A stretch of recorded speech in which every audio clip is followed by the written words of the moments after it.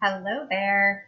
I just wanted to do a quick little video to remind everyone that January is right around the corner, and that means that it'll be time to issue 1099 statements to some of your vendors. So there are several types of 1099s. Some of them are for interest payments that you make maybe to individuals for loans that you have through them. There are, there's a lot of different kinds of 1099s, but specifically for this video, the type of 1099 that I'm referring to is the 1099 miscellaneous form. So who is required to send a form 1099 miscellaneous?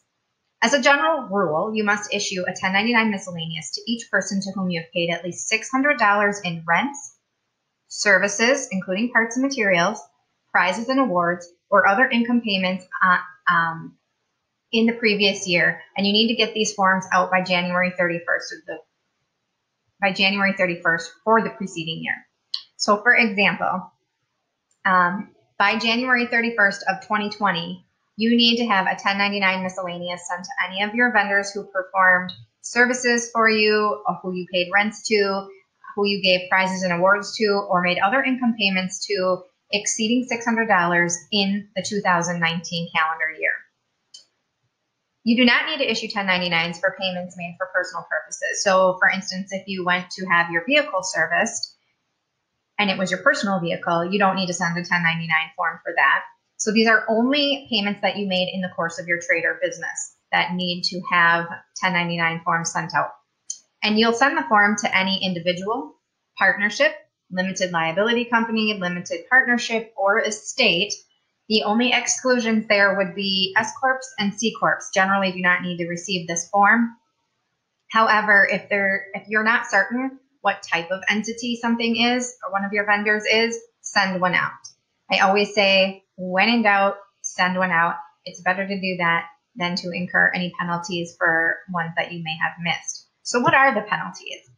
The penalties for not doing so can vary. Now, the last time I looked, these were the numbers. It may have been updated since then. Most likely, if it has been updated, the numbers have gone up rather than down. But the last time I checked, the penalty for not submitting 1099s is $50 to $100 per form, up to $185,000 for the year, depending on how long past the deadline the company issued the form.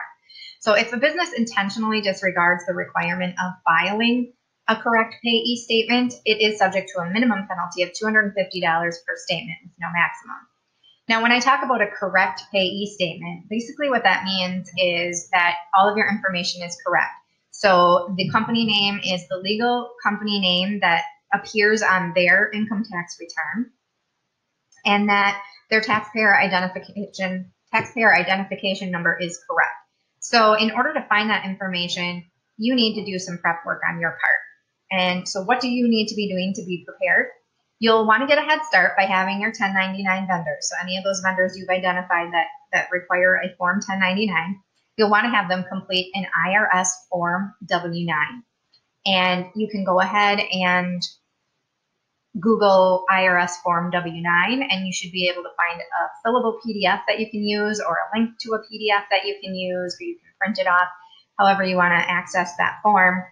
Just make sure it's from the irs.gov website so that it's an actual legitimate form.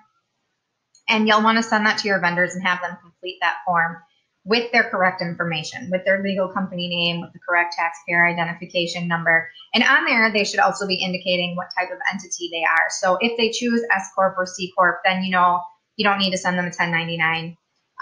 However, if you see LLC, sole proprietor, they do need to receive a 1099 then in that case.